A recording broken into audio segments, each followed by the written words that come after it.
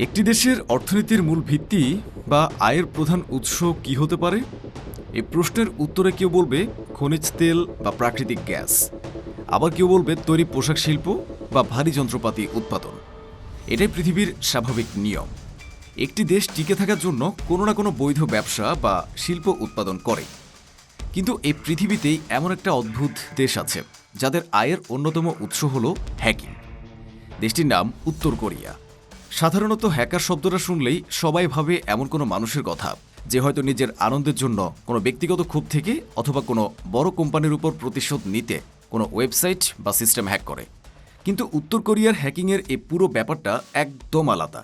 সেখানে হ্যাকিং কোনো ব্যক্তিগত মানুষের শখ বা বিচ্ছিন্ন অপরাধ নয়।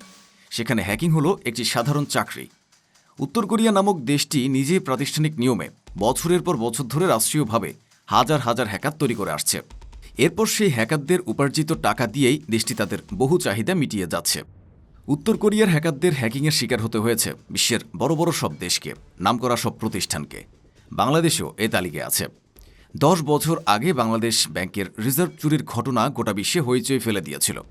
সে ঘটনা ঘটিয়েছিল উত্তর কোরিয়ার দুর্ধর্ষ হ্যাকাররা। ক্যাপসুলের এই ভিডিওতে আলোচনা করা হবে উত্তর কোরিয়ার এই অন্ধকার জগতের গল্প। কিভাবে দেশটির হ্যাকাররা সারা বিশ্বের ব্যাংকিং সিস্টেম, ক্রিপ্টোকারেন্সি মার্কেট এবং বড় বড় বহুজাতিক সংস্থা থেকে কোটি কোটি ডলার হাতিয়ে নিচ্ছে এবং নিজেদের দেশের অর্থনীতিকে সচল রাখছে, সে বিষয়েও বিস্তারিত তুলে ধরা হবে।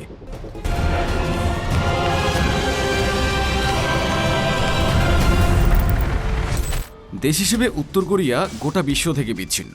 একের পর এক পারমাণবিক অস্ত্র এবং দূরপাল্লার ক্ষেপণাস্ত্র পরীক্ষা করার কারণে কিমের দেশের উপর বড় বড় দেশগুলো কঠিন অর্থনৈতিক নিষেধাজ্ঞা দিয়ে রেখেছে।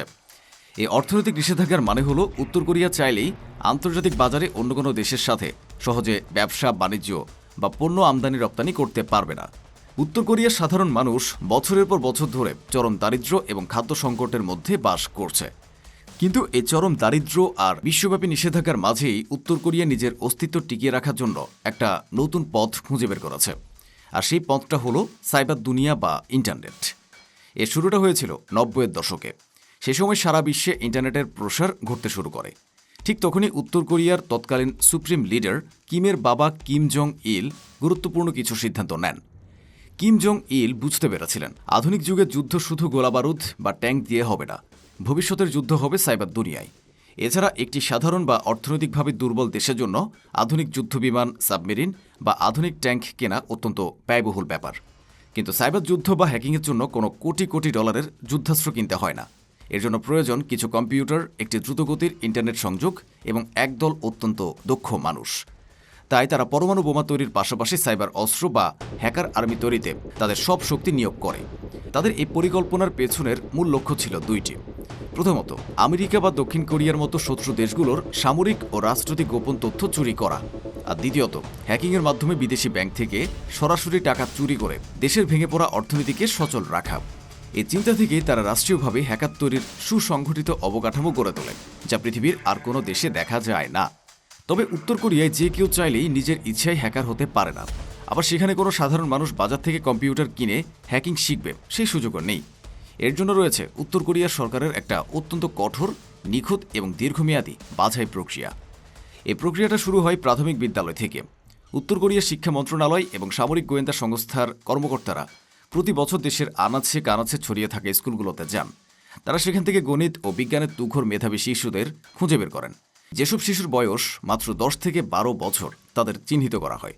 এরপর তাদের পরিবার থেকে সম্পূর্ণ আলাদা করে ফেলা হয়। এ ছোট বাচ্চাদের নিয়ে আসা হয় রাজধানী পিয়ংইয়ংয়ের বিশেষ কিছু সরকারি শিক্ষা প্রতিষ্ঠানে। এর মধ্যে সবচেয়ে বিখ্যাত শিক্ষা প্রতিষ্ঠানটির নাম হল মিশিল কলেজ, যা বর্তমানে অটোমেশন ইউনিভার্সিটি নামে পরিচিত। এটা উত্তর কোরিয়ার সামরিক বাহিনীর সরাসরি তত্ত্বাবধানে পরিচালিত অত্যন্ত গোপন সাইবার একাডেমি। এখানকার শিশু কিশোরদের জীবন থেকে বাইরের পৃথিবীর সব আনন্দ বিনোদন মুছে ফেলা হয়। দিন রাত 24 ঘন্টা তাদের শুধু কম্পিউটার প্রোগ্রামিং, কোডিং, নেটওয়ার্কিং এবং সাইবার সিকিউরিটির জটিল সব বিষয় শেখানো হয়। কোডিং, হ্যাকিং আর ভাইরাসের দুনিয়াতেই তাদের ইন্টারনেট ব্রাউজিং সীমাবদ্ধ থাকে। এর বাইরে আসার সুযোগ নেই। তাদেরকে এই বলে বোঝানো হয় যে তাদের হ্যাকিং শিক্ষার উপরেই দেশের ভবিষ্যৎ নির্ভর করছে। এই কঠোর এবং দীর্ঘমেয়াদী প্রশিক্ষণ শেষে যারা সবচেয়ে সেরা এবং বিপজ্জনক হ্যাকার হিসেবে নিজেকে প্রমাণ করতে পারে, তাদের যুক্ত করা হয় উত্তর কোরিয়ার সামরিক গোয়েন্দা সংস্থার একটি বিশেষ শাখায়। এই শাখাটির নাম হল ব্যুরো 121। এটি মূলত উত্তর কোরিয়ার সরকারি হ্যাকারদের মূল দল বা সাইবার আর্মি। 1998 সালে কিম জং উনের বাবা কিম জং ইলের সিদ্ধান্তে উত্তর কোরিয়ার সামরিক গোয়েন্দা সংস্থার অধীনে এই বিশেষ সাইবার ইউনিট গঠন করা হয়। বিভিন্ন আন্তর্জাতিক গোয়েন্দা সংস্থার ধারণা অনুযায়ী বর্তমানে এই ব্যুরো 121-এর অধীনে বর্তমানে প্রায় 7 থেকে 8 হাজার অত্যন্ত দক্ষ হ্যাকার কাজ করে। কিন্তু মজার ব্যাপার হলো এদের একটা বড় অংশকে উত্তর কোরিয়ার ভেতরে রাখা হয় না, কারণ উত্তর কোরিয়ার ভেতরে ইন্টারনেট স্ট্রাকচার বেশ দুর্বল এবং সেখান থেকে কোনো বড় আন্তর্জাতিক আক্রমণ চালালে আইপি অ্যাড্রেস বা ইন্টারনেট ঠিকানা ট্র্যাক করে সহজেই অপরাধীকে ধরে ফেলার ঝুঁকি থাকে। তাই এই হ্যাকারদের একটি বড় অংশকে চীন, রাশিয়া, ভারত বা মালয়েশিয়ার মতো এশিয়ার বিভিন্ন দেশে ছদ্মনামে পাঠিয়ে দেয়া হয়। সেখানে তারা সাধারণ তথ্য প্রযুক্তি কর্মী, সফটওয়্যার ইঞ্জিনিয়ার বা ফ্রিল্যান্সার হিসেবে সাধারণ মানুষের সাথে মিশে থাকে। তারা দিনের বেলায় সাধারণ আইটি কোম্পানিতে চাকরি করে বা ল্যাপটপ নিয়ে ক্যাফেতে বসে কাজ করে, কিন্তু রাতের আধারে তাদের আসল কাজ শুরু হয়। তাদের আসল কাজ হলো উত্তর কোরিয়ার সরকারের নির্দেশ মতো বিশ্বের বড় বড় আর্থিক প্রতিষ্ঠানে সাইবার আক্রমণ চালানো এবং টাকা চুরি করা। উত্তর কোরিয়ার এই হ্যাকারদের দলটিকে আন্তর্জাতিক সাইবার নিরাপত্তা বিশেষজ্ঞরা এবং মার্কিন গোয়েন্দা সংস্থাগুলো একটি বিশেষ নামে ডাকে। সেই নামটি হলো লাজারাস গ্রুপ। এই নামের পেছনে একটি ছোট্ট ইতিহাস রয়েছে। বাইবেলের একটি জনপ্রিয় চরিত্র হল লাজারুস, যাকে যীশু খ্রিস্ট মৃত্যুর পর পুনরায় জীবিত করেছিলেন। সাইবার বিশেষজ্ঞরা এই হ্যাকার দলটির নাম লাজারুস রেখেছেন, কারণ এই গ্রুপটিকে আন্তর্জাতিকভাবে যতই দমানোর চেষ্টা করা হোক না কেন, এরা বারবার নতুন নামে, নতুন কোড নিয়ে এবং নতুন রূপে ফিরে আসে। এই লাজারুস গ্রুপ অর্থাৎ উত্তর কোরিয়ার হ্যাকাররাই পৃথিবীর ইতিহাসের সবচেয়ে বড় এবং ভয়ঙ্কর কিছু হ্যাকিংয়ের ঘটনা ঘটিয়েছে। তাদের প্রথম বড় এবং আন্তর্জাতিক স্তরের আক্রমণ ঘটেছিল 2014 সালে। আর এই আক্রমণের ভুক্তভোগী প্রতিষ্ঠানটি ছিল একটি মিডিয়া হাউস যার নাম সনি পিকচার্স। সনি পিকচার্স মূলত জাপানের সনি গ্রুপ কর্পোরেশনের মালিকানাধীন, যেটি সিনেমা, টিভি শো, অ্যানিমেশন ও কন্টেন্ট প্রোডাকশন করে। ঘটনার সূত্রপাত হয়েছিল একটি হলিউড সিনেমাকে কেন্দ্র করে। সনি পিকচার্স দ্য ইন্টারভিউ নামের একটি কমেডি সিনেমা বানানোর ঘোষণা দিয়েছিল এবং এর ট্রেলার প্রকাশ করা ছিল। সিনেমার মূল গল্প ছিল উত্তর কোরিয়ার বর্তমান সর্বোচ্চ নেতা কিম জং উনকে হত্যা করার জন্য আমেরিকার গোয়েন্দা সংস্থা সিআইএর একটি কাল্পনিক গোপন মিশন। সিনেমাটিতে কিম জং উনকে বেশ হাস্যকর এবং দুর্বল চরিত্র হিসেবে দেখানো হয়েছিল। উত্তর কোরিয়া সরকার এই সিনেমাটিকে তাদের সুপ্রিম লিডারের চরম অপমান এবং যুদ্ধ ঘোষণার সামিল হিসেবে দেখেছিল। তারা সনি পিকচার্সকে সিনেমাটি মুক্তি না দেওয়ার জন্য সরাসরি হুমকি দেয়, কিন্তু সনি পিকচার্স এবং মার্কিন প্রশাসন সেই হুমকিকে পাত্তা দেয়নি। তারা স্বাধীনভাবে সিনেমাটি মুক্তি দেওয়ার প্রস্তুতি নিতে থাকে। এরপরেই উত্তর কোরিয়ার হ্যাকাররা তাদের আসল রূপ এবং ক্ষমতা দেখাতে শুরু করে। তারা সনি পিকচার্সের পুরো অভ্যন্তরীণ কম্পিউটার নেটওয়ার্ক হ্যাক করে। হ্যাকাররা সনির মূল সার্ভার বা কেন্দ্রীয় তথ্য ভাণ্ডারে প্রবেশ করে সেখানে থাকা হাজার হাজার গোপন ইমেইল, কোম্পানির শীর্ষ কর্মকর্তাদের ব্যক্তিগত চ্যাট, এমনকি তখনও সিনেমা হলে মুক্তি পায়নি এমন কয়েকটি নতুন সিনেমার পুরো ফাইল ইন্টারনেটে ফাঁস করে দেয়। শুধু এখানে শেষ নয়, হ্যাকাররা সনি পিকচার্সের অফিসের সব কম্পিউটার লক বা বন্ধ করে দেয় এবং স্ক্রিনে একটি বার্তা ঝুলিয়ে দেয়। সেই বার্তায় বলা হয়েছিল, যদি দ্য ইন্টারভিউ সিনেমাটির মুক্তি পুরোপুরি বাতিল না করা হয় তবে তারা সনির আরও বড় ক্ষতি করবে এবং যেসব সিনেমা হলে এই ছবি দেখানো হবে সেখানেও হামলা চালানো হবে। এই একটিমাত্র সাইবার আক্রমণের কারণে সনি পিকচার্সের প্রায় 100 কোটি টাকার আর্থিক ক্ষতি হয়েছিল। তাদের পুরো প্রাতিষ্ঠানিক যোগাযোগ ব্যবস্থা ভেঙে পড়েছিল। শেষ পর্যন্ত সনি পিকচার্স বড় বড় সিনেমা হলগুলোতে সেই সিনেমাটির প্রিমিয়ার বা উদ্বোধনী প্রদর্শনী বাতিল করতে বাধ্য হয়েছিল। এই ঘটনার পর পুরো বিশ্ব প্রথমবার টের পায় উত্তর কোরিয়ার এই সরকারি হ্যাকাররা কতটা বিপজ্জনক হতে পারে। সনি পিকচার্সের ঘটনার পর লাজারুস গ্রুপ তথা উত্তর কোরিয়ার হ্যাকারদের আত্মবিশ্বাস অনেক বেড়ে যায়। এরপর তারা তাদের কৌশল পরিবর্তন করে। শুধু রাজনৈতিক প্রতিশোধ বা তথ্য চুরির মধ্যে সীমাবদ্ধ না থেকে তারা সরাসরি টাকা চুরির দিকে মনোযোগ দেয়, কারণ তাদের দেশের সরকারের পরমাণু কর্মসূচির জন্য প্রচুর অর্থের প্রয়োজন ছিল। আর এই লক্ষ্য থেকেই তারা ঘটায় 2016 সালের কুখ্যাত বাংলাদেশ ব্যাংক হ্যাকিংয়ের ঘটনা। এটি ছিল পৃথিবীর ইতিহাসের অন্যতম বড় এবং সবচেয়ে সুপরিকল্পিত ব্যাংক ডাকাতি। হ্যাকাররা হুট করে এসে বাংলাদেশ ব্যাংকের রিজার্ভ থেকে টাকা চুরি করেনি। এর পেছনে তাদের প্রায় 1 বছরের লম্বা প্রস্তুতি ছিল। তারা প্রথমে বাংলাদেশ ব্যাংকের কম্পিউটার সিস্টেমে একটি ম্যালওয়্যার বা ক্ষতিকর সফটওয়্যার প্রবেশ করায়। এই কাজটি তারা করেছিল খুব সাধারণ এবং নিখুঁত একটি ইমেইলের মাধ্যমে। ব্যাংকের একজন কর্মকর্তার কাছে একটি ভুয়া চাকরির আবেদনের ইমেইল পাঠানো হয়েছিল। সে ইমেইলের সাথে একটি ফাইল যুক্ত ছিল। ব্যাংকের ওই কর্মকর্তা যখনই ফাইলটি ওপেন করেন তখনই সে ক্ষতিকর ভাইরাসটি বাংলাদেশ ব্যাংকের ভেতরের মূল নেটওয়ার্কে প্রবেশ করার সুযোগ পেয়ে যায়। হ্যাকাররা এরপরও তাড়াহুড়ো করেনি। তারা বেশ কিছু সময় ব্যাংকের ভেতরে সমস্ত কার্যক্রম, কর্মকর্তাদের কাজের সময় এবং ব্যাংকের কম্পিউটারগুলোর লেনদেনের পদ্ধতি অত্যন্ত মনোযোগ দিয়ে পর্যবেক্ষণ করে। এই সময় তারা ব্যাংকের ভেতরের সবচেয়ে গুরুত্বপূর্ণ কোডটি চুরি করতে সক্ষম হয়, যাকে বলা হয় সুইফট কোড বা পাসওয়ার্ড। সুইফট হলো এমন একটি আন্তর্জাতিক সুরক্ষিত নেটওয়ার্ক যার মাধ্যমে বিশ্বের সমস্ত ব্যাংক একে অপরের সাথে নিরাপদে কোটি কোটি ডলার লেনদেন বা মেসেজ আদান প্রদান করে। এই কোডটি হাতে পাওয়ার মানে হলো হ্যাকাররা এখন বাংলাদেশ ব্যাংকের আসল কর্মকর্তার সেজে যে কোনো দেশে টাকা পাঠিয়ে দিতে পারবে।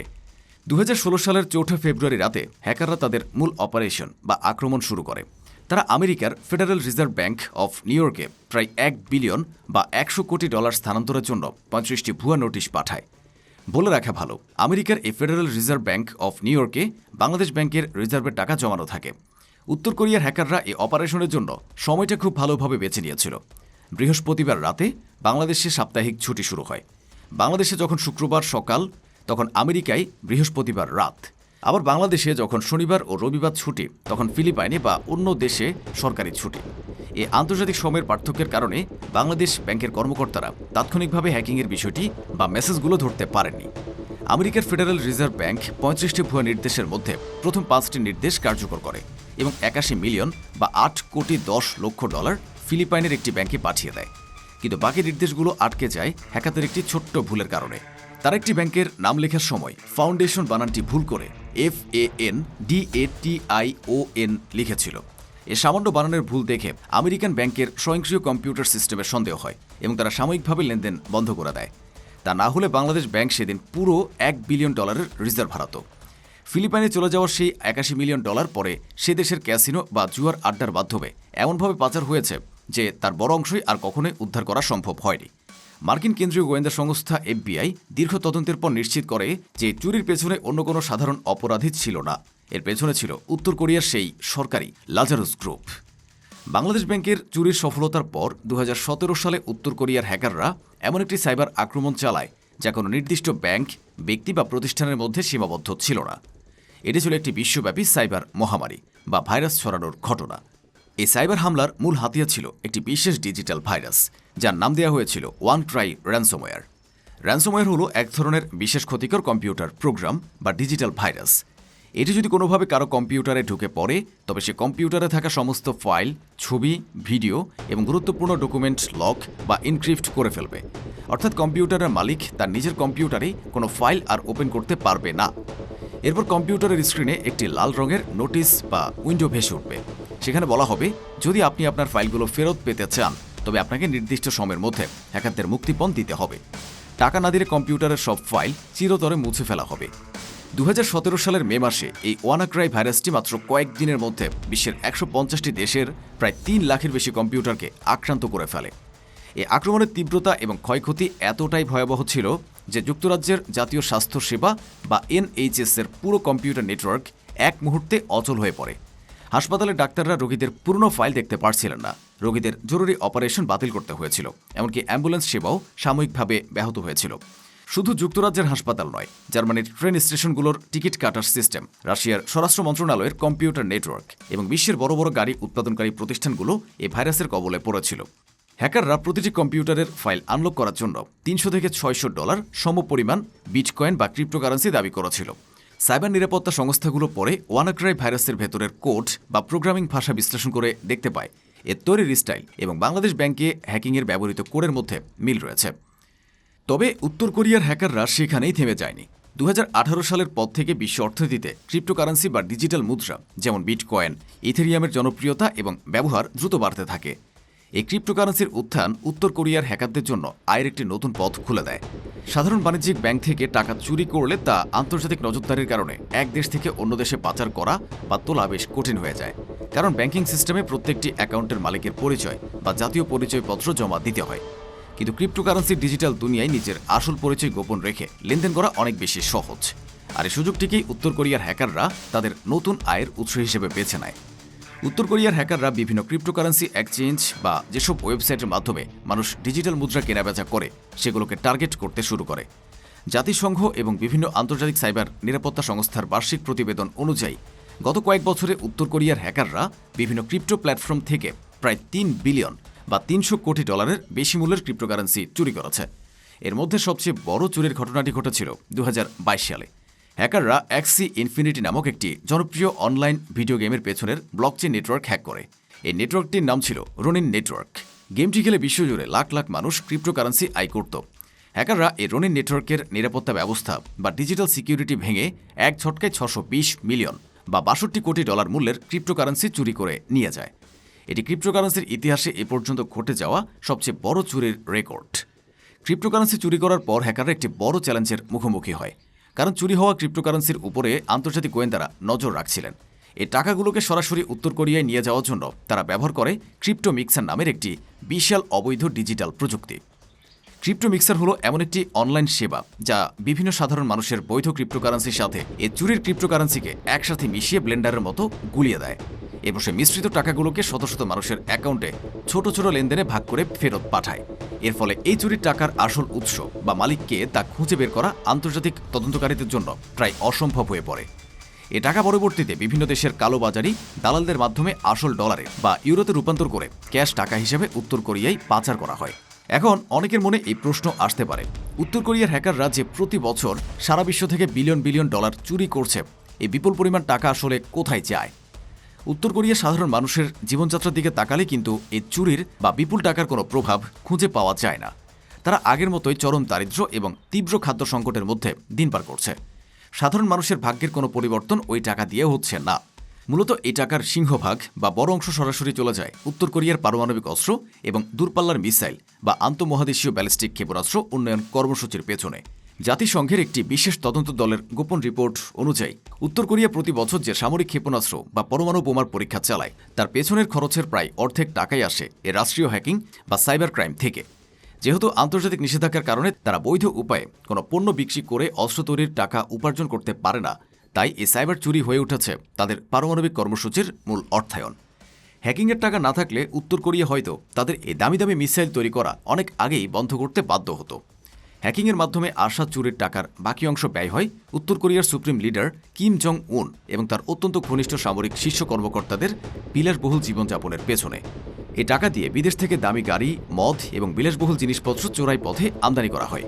তাই বলা যায় উত্তর কোরিয়ার বর্তমান সরকারের টিকে থাকার জন্য এই হ্যাকাররা এখন একটি অপরিহার্য শক্তিতে পরিণত হয়েছে। হ্যাকিংয়ের এই বিশাল এবং অবৈধ অর্থভাণ্ডার ছাড়া উত্তর কোরিয়া নামক রাষ্ট্রটি হয়তো অর্থনৈতিকভাবে আরও ভেঙে পড়ত। উত্তর কোরিয়ার এই প্রাতিষ্ঠানিক হ্যাকিং পদ্ধতি পুরো বিশ্বের সাইবার নিরাপত্তার ধারণাকে বদলে দিয়েছে। অতীতে হ্যাকিংকে মনে করা হতো একটি সাধারণ অপরাধমূলক কাজ, যা কিছু বিচ্ছিন্ন অপরাধী চক্র বা শখের হ্যাকাররা করে থাকে। কিন্তু উত্তর কোরিয়া দেখিয়েছে যে একটি সার্বভৌম রাষ্ট্র নিজেই কিভাবে পৃথিবীর সবচেয়ে বড় অপরাধী বা হ্যাকার সিন্ডিকেটে পরিণত হতে পারে এবং রাষ্ট্র পরিচালনা করতে পারে। বর্তমানে আমেরিকা, দক্ষিণ কোরিয়া এবং বিশ্বের বড় বড় সাইবার নিরাপত্তা সংস্থাগুলো প্রতিনিয়ত চেষ্টা করছে উত্তর কোরিয়ার হ্যাকারদের প্রতিহত করতে এবং তাদের লেনদেন বন্ধ করতে। কিন্তু উত্তর কোরিয়ার হ্যাকাররাও বসে নেই, তারা প্রতিনিয়ত তাদের কৌশল পরিবর্তন করছে। প্রযুক্তি যত উন্নত হচ্ছে, তাদের হ্যাকিংয়ের ধার এবং বুদ্ধির জোর ততটাই বাড়ছে। কি মনে হয়, উত্তর কোরিয়ার এই হ্যাকিং ইকোনমির ভবিষ্যৎ কি? ভবিষ্যতে এটা আরও বড় হবে নাকি ভেঙে টুকরো টুকরো হয়ে যাবে? মন্তব্য জানাতে ভুলবেন না।